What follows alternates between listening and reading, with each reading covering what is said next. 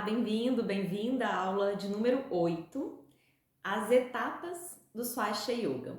Uma breve revisão, falamos da história do yoga como uma filosofia prática que nasceu na região que hoje a gente conhece como o noroeste ali da Índia. Uma filosofia que ultrapassou milênios, foi se adequando a diferentes culturas, momentos históricos. Falamos do Swastika Yoga, da sistematização do yoga pré-clássico. Nas últimas aulas, conhecemos a estrutura do Ashtanga Sadhana, a prática completa em 8 partes, que é a principal característica do Swastika Yoga.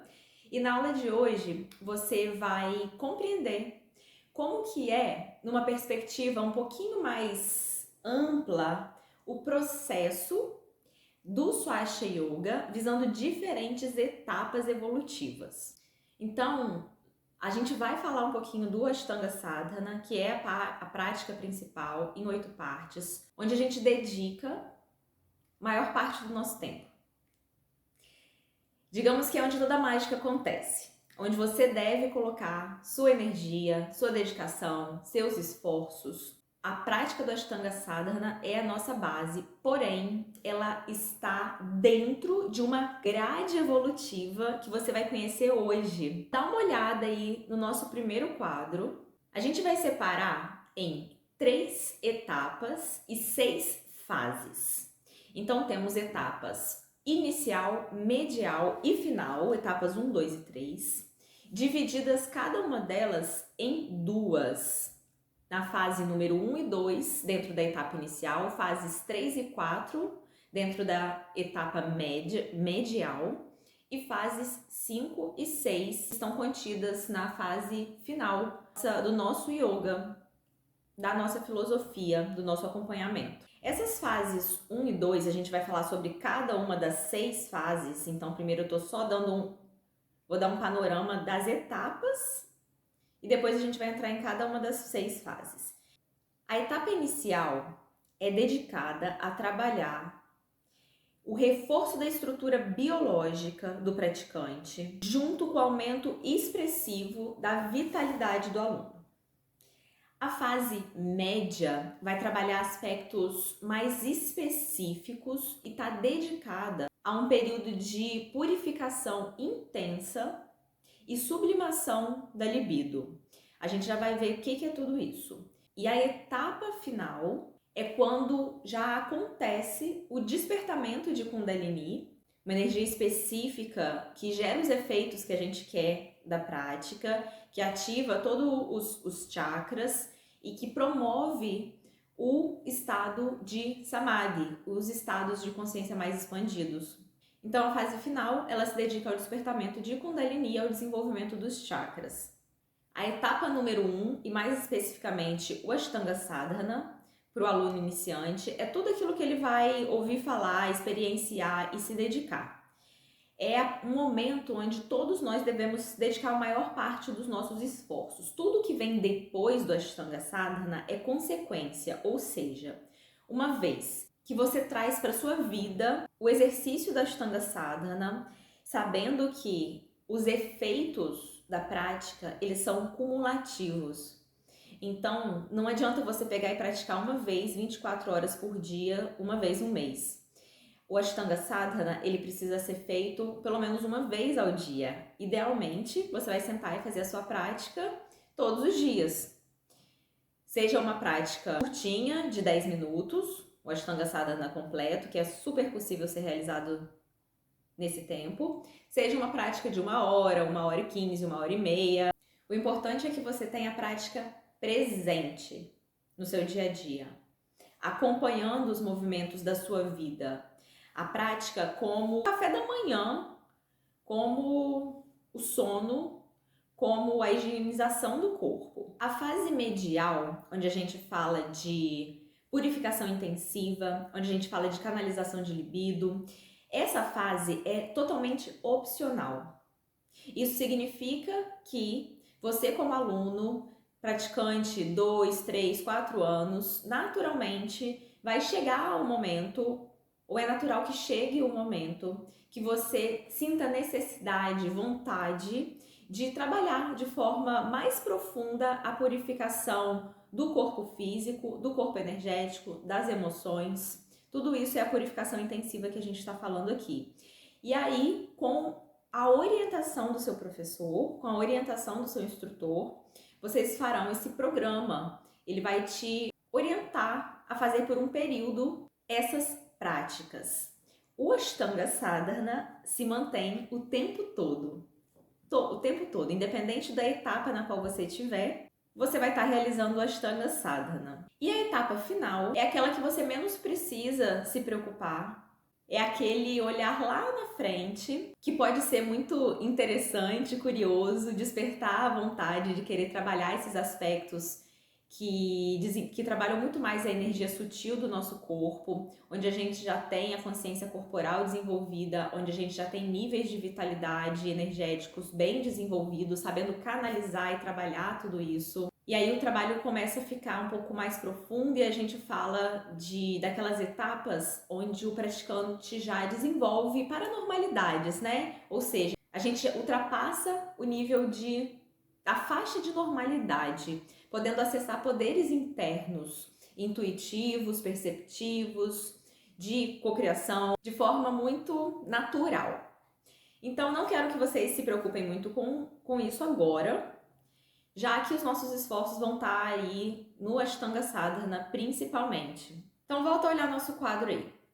Vamos para a fase número 1, pré-yoga ou iniciantes, que consiste no preparatório antes do yoga. Essa parte é aquela que você passou, que todos vocês passaram quando vocês começaram a praticar. Nessas práticas, a gente treina técnicas biológicas, respiração, consciência corporal, descontração física e emocional. E é isso, é um primeiro contato do praticante. É quando ele vai se habituar ao momento da prática, onde ele vai começar a construção de rotina, onde ele vai começar a conhecer um pouco mais o instrutor. É um momento de familiarização, um momento de reeducação respiratória, que vai dar a base para que ele acesse a prática do Ashtanga Sadhana, a prática de yoga. Então, quando a gente fala de pré-yoga, a gente está falando de técnicas corporais, de uma introdução, de uma construção de rotina, de uma familiarização com o ambiente de práticas, com a sala, seja virtual, seja presencial, e o próprio contato, né, com esse universo através do grupo, do professor, a linguagem. O tempo recomendado para esse tipo de prática é o mínimo possível. Então, em geral, de 1 a 3 meses é um tempo em médio para o praticante se habituar, compreender, aprender a respiração completa, respiração nasal, ter mais consciência corporal. E aí, logo a seguir, junto com o auxílio do instrutor, ele é orientado para a prática completa para o Ashtanga Sadhana, que é a fase de número 2 aí no nosso quadro. Quando a gente vai para a fase número 2, a gente não perde o que a gente construiu na fase número 1. Muito pelo contrário. Todo o trabalho de consciência corporal vai entrar ali na parte dos asanas e na prática como um todo, obviamente, já que a gente está sempre trabalhando através do nosso veículo físico, né? Os treinos de descontração vão ganhando profundidade e outros elementos dentro do Yoga Nidra, por exemplo. Então, tudo que está ali na prática de iniciantes também está de forma mais aprofundada e desenvolvida no Ashtanga Sadhana. E o que o Ashtanga Sadhana tem de diferente? Muita coisa. De cara, a proposta já é outra. O Ashtanga Sadhana ele vai trabalhar não só com todo esse veículo físico, mas principalmente a nível de mais vitalidade, energético, com os pranayamas, com as mentalizações. Então, a gente pega tudo isso desenvolvido de forma mais superficial no nosso corpo, nas posições, nas permanências, e dentro dessas técnicas a gente insere outros elementos, contagem de ritmo, mentalizações específicas, bandhas, contrações de plexos, glândulas do corpo. E claro, o objetivo de uma prática de yoga é diferente de uma prática que não é de yoga. No caso, a etapa inicial tem o objetivo de preparar o aluno. A prática do Ashtanga Sadhana já vai conduzir a proposta do yoga, que é o Samadhi, pela estrutura que você já conhece e viu na nossa última aula, pelo encadeamento das técnicas dos Angas: Mudra, Puja, Mantra, Pranayama, Kriya, Asana, Yoga Nidra, Samyama. Então, as principais diferenças do Ashtanga Sadhana para a prática de iniciantes ou a prática de pré-yoga o Ashtanga Sadhana, o yoga, ele é uma filosofia prática. Então, ele contém o sânscrito, por exemplo. Usamos termos sânscritos nas aulas, como os nomes dos angas que eu acabei de mencionar. Coisa que a gente não faz numa prática de iniciantes. Quando a gente fala de filosofia prática, quando a gente fala de um praticante que já assumiu o Ashtanga Sadhana, já existe um senso de comprometimento, já existe a prática frequente, diária, ou o intuito de tornar essa prática cada vez mais regular, mais presente no dia a dia. A prática de pré-yoga, de iniciantes, é como se fosse uma experimentação. Não existe esse compromisso interno, já que não existe a necessidade de seguir passo a passo o reforço para gerar os efeitos. Como eu falei para vocês, o efeito é cumulativo, então de alguma maneira existe essa necessidade, existe essa proposta de comprometimento dentro da filosofia para que de fato o aluno seja capaz de chegar lá no final. A prática do Ashtanga Sadhana, a filosofia do yoga pede isso. A prática de iniciantes não. Pode ser que um dia você simplesmente queira vir fazer um treino de flexibilidade e sabendo que nós temos um arsenal enorme, super eficiente, você acaba se identificando com essa prática. Ah, Bárbara, então eu sou obrigado a gostar da prática do yoga, do Ashtanga Sadhana, e não posso ficar na prática de iniciantes se eu quiser? Não. Você pode sim ficar na prática de iniciantes por quanto tempo você quiser, independente de você estar praticando o Ashtanga Sadhana ou não. De você eleger trabalhar esses aspectos mais internos que vão gerar os efeitos que a gente chama do autoconhecimento, ou você pode simplesmente estar interessado em treinar o corpo físico, aspectos emocionais, porque a prática de iniciantes já vai trabalhando também essa esfera emocional e a descontração. Pré-yoga, adquirir estrutura, base, saúde e vitalidade. Trazer todos os alunos que estão chegando para uma faixa comum de normalidade, que a gente chama, uma faixa em que a gente consiga falar da respiração nos mesmos termos, seguindo a respiração que é sugerida pelo yoga, dar um mínimo de estrutura, um mínimo de flexibilidade, um mínimo de consciência corporal, o mínimo de capacidade de descontração e relaxamento consciente. Tudo isso acontece na prática de iniciantes. Chegamos, nos organizamos ali, colocamos tudo nessa faixa de normalidade para a partir desse ponto, no Ashtanga Sadhana, o instrutor conseguir trazer outros termos, outras vivências, outras experiências. Se o aluno nunca teve esse contato antes e ele entra direto numa prática de swastika, sem esse embasamento anterior, pode parecer algo desconexo, sem uma associação prévia, sem uma experiência prévia que permita que ele realize muitas técnicas. A própria mentalização pode parecer uma coisa super difícil. A localização da consciência numa parte do corpo também. Então, uma vez que a gente chega nessa faixa de normalidade, o aluno é preparado para o Ashtanga Sadhana, que nesse momento já tem a proposta da expansão da consciência e do autoconhecimento.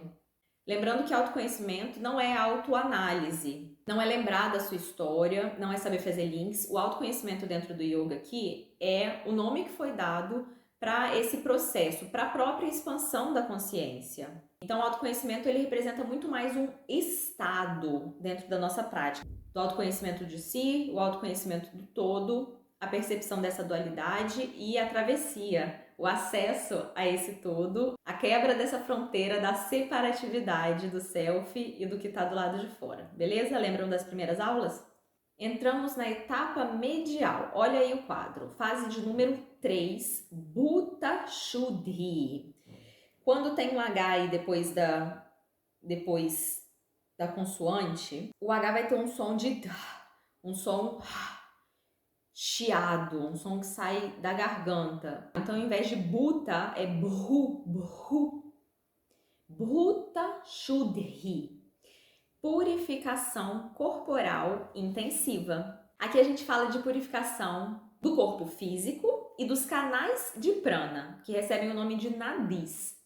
Nadis, como a gente falou lá na última aula, quando a gente mencionou pranayamas e mantras, são esses pequenos canais, como se fosse essa rede de rios ou de artérias e veias, só que ao invés de carregar o sangue, ao invés de carregar a água aí na natureza, é por onde passa a bioenergia no nosso corpo. Então, esse momento que o aluno pode sentir necessidade, que pode ser orientado muitas vezes pelo instrutor, é um período, 1 mês, 2 meses, 3 meses, 6 meses, vai depender do objetivo, um período onde o aluno vai fazer uma purificação para atuar sobre esses canais e facilitar a passagem do prana e especialmente de Kundalini. Kundalini, a energia, de novo, a gente já mencionou ela na aula de hoje, a gente vai falar um pouco mais para frente, mas Kundalini que precisa atravessar um desses canais, uma dessas nadis, que recebe o nome de Sushumna Nadi, um canal central alinhado à nossa coluna,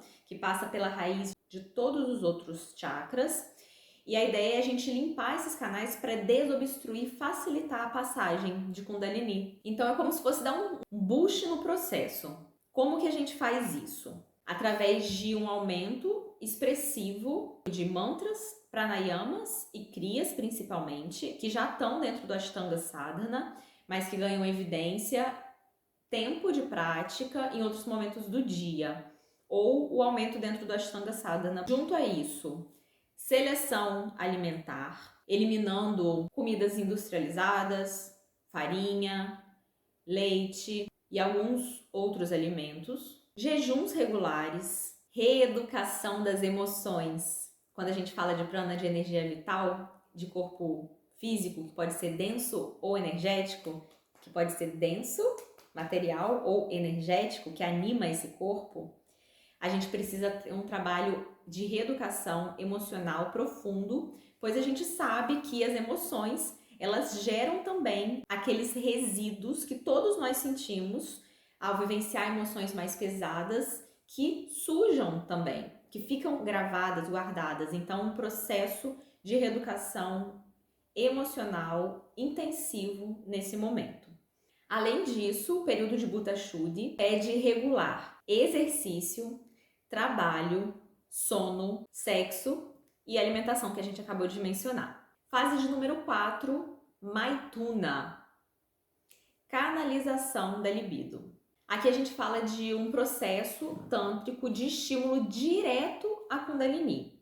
Então, dentro do Ashtanga Sadhana, a gente está sempre atuando sobre Kundalini, sobre essa energia ali na base da coluna, que a gente quer que ganhe movimento, poder, energia, seja ativada e ascenda pela linha de Sushumna, por esse canal central, gerando os efeitos da prática, mais uma vez, ativando todos os chakras no caminho. Para iniciantes, alunos intermediários, a gente está falando de tudo, de processos e fenômenos que acontecem fora do nosso controle, beleza? O que a gente precisa fazer é dedicar ao Ashtanga Sadhana e o próprio corpo vai liberando a passagem da energia na hora que o corpo estiver pronto para acessar esses canais. Quando estiver desobstruído, quando os asanas estiverem organizados fisicamente, quando a respiração, as emoções já tiverem liberado aspectos de acesso ali. Quando a gente fala em Maithuna, a gente está falando de um aluno já avançado. Ele precisa ir de uma iniciação, de um acompanhamento. São práticas que podem ser muito distorcidas atualmente, então exige um nível de maturidade. Quando a gente fala de Kundalini, que é essa energia que recebe o nome também de libido, de orgônio, existem algumas maneiras da gente tratar, da gente escolher como trabalhar com essa energia que todos nós temos, que está fazendo a vida acontecer na gente. É a nossa maior energia de criação, de propulsão da vida, de realizações, projetos, inclusive de criar novas vidas, né? É esse poder, então, de criação que nós temos. E aí, uma forma de abordar Kundalini é deixar ela adormecida, estimulando o mínimo ou nada, como uma prática aí, por exemplo, do celibato, como fazem os monges. Então, a energia fica adormecida, não há estímulo, nem em pensamento, nem físico a essa energia. Então, essas linhas e essas pessoas eventualmente escolhem não mexer nela, não mexer em Kundalini, não mexer nessa energia sexual. Uma outra forma que a maioria das pessoas utiliza é usar essa energia sob o impulso do instinto, que é quase não estar consciente que existe a possibilidade de trabalhar e canalizar essa energia, de colocar ela em prol de outros níveis de consciência. E aí, simplesmente, como a nossa natureza já faz, essa energia, ao longo do tempo, ela é exacerbada, ela cresce em intensidade e em algum momento ela é liberada, como fazem os próprios animais. Sentiu vontade, realizou o ato sexual, liberou a energia contida. E aí o yoga, Maituna, processos tântricos de abordagem de Kundalini, eles vêm nos ensinar a utilizar, a estimular e a canalizar essa energia tão poderosa, aplicando ela para fins específicos, que pode ser o trabalho, esportes, artes, criações de forma geral, ou, claro, para o samadhi, para a finalidade do yoga. Então, isso é o que acontece nas práticas de Maituna. Etapa final, fase de número 5, que recebe o nome de Kundalini, que está falando, enfim, do despertamento da energia criadora. Kundalini significa serpentina, é uma energia física, de natureza neurológica e manifestação sexual. Essa é a fase onde a gente começa a falar de despertamento do poder interno. E sobre essa fase eu vou ler um trechinho do nosso tratado de yoga. Kundalini é uma energia física, de natureza neurológica e manifestação sexual. O termo é feminino, deve ser sempre acentuado e com pronúncia longa no final. Kundalini. Significa serpentina, aquela que tem a forma de uma serpente. De fato, sua aparência é de uma energia ígnea, enroscada 3,5 vezes dentro do Muladhara Chakra, o centro de força situado próximo à base da coluna e aos órgãos genitais. Enquanto está adormecida, é como se fosse uma chama congelada. É tão poderosa que o hinduísmo a considera uma deusa, a mãe divina, a Shakti universal. Tudo depende dela conforme o seu grau de atividade. A tendência do homem à verticalidade, a saúde do corpo, os poderes paranormais, a iluminação interior que o arrebata da sua condição de mamífero humano e o catapulta numa só vida à meta da evolução, sem esperar pelo fatalismo de outras eventuais existências. Segundo Shivananda, nenhum samadhi é possível sem Kundalini. A energia de Kundalini responde muito facilmente a estímulos. Despertá-la é fácil. Um respiratório que aumente a taxa de comburente é suficiente para inflamar o seu poder. Um Bija Mantra corretamente vocalizado é capaz de movimentá-la. Um asana que trabalhe bem a base da coluna posiciona para a subida pela medula. Uma prática de Maituna pode deflagrá-la. Basta combinar as técnicas certas e praticá-las com regularidade. Difícil é conduzi-la com disciplina, ética e maturidade. Freud e Hayek tentaram domá-la para fins terapêuticos. Freud chamou-a de libido e Hayek denominou-a orgônio. Como nenhum dos dois possuía a iniciação de um mestre nesses mistérios, ambos fracassaram e deixaram à posteridade uma herança meramente acadêmica de teorias sobre o assunto, sem grandes resultados práticos. Já o yoga tântrico, ele vai fundo nesse trabalho, levantando a Kundalini da base da coluna até o alto da cabeça, através dos chakras, ativando-os poderosamente, despertando os siddhis, os poderes paranormais, e eclodindo o samadhi. Enfim, fase de número 6, samadhi. Estado de hiperconsciência, de mega lucidez. E proporciona aquele estado de autoconhecimento, o que a gente chama de autoconhecimento. Então, samadhi proporciona o autoconhecimento através dessa filosofia do yoga. O estado de samadhi é impossível ser descrito, ele precisa ser experienciado. Como a consciência se expande para além dos veículos, inclusive mental, lógico, racional, através da onde criamos nossa linguagem, nos expressamos, não temos referências para explicar de forma verbal, de expressar o acesso à vivência desse estado de consciência expandida. Qualquer praticante pode acessar o estado de Samadhi. Existem dois tipos básicos de Samadhi: Sabhidya Samadhi e Nirbhidya Samadhi. O Sabhidya Samadhi requer prática, regularidade, dedicação e tempo. O Nirbhidya Samadhi, sim, é um estado de consciência expandida acessada pelos grandes mestres que chegam naquele fenômeno da iluminação. Dá uma olhada no nosso último quadro. É o mesmo quadro, só que numa organização um pouquinho diferente, que mostra o encadeamento das 6 fases iniciantes: Ashtanga Sadhana, Buddha Shuddhi, Maituna, Kundalini e Samadhi, construindo essa cadeia, chegando até a proposta do yoga. Se você observar, as fases iniciantes, Buddha Shuddhi e Maituna, estão mais curtinhas. Isso porque elas podem ser opcionais, no caso de Buddha Shuddhi e Maituna, ou na fase de iniciantes, como uma proposta de que você deve permanecer aí o mínimo de tempo possível. Te vejo na próxima aula. Até!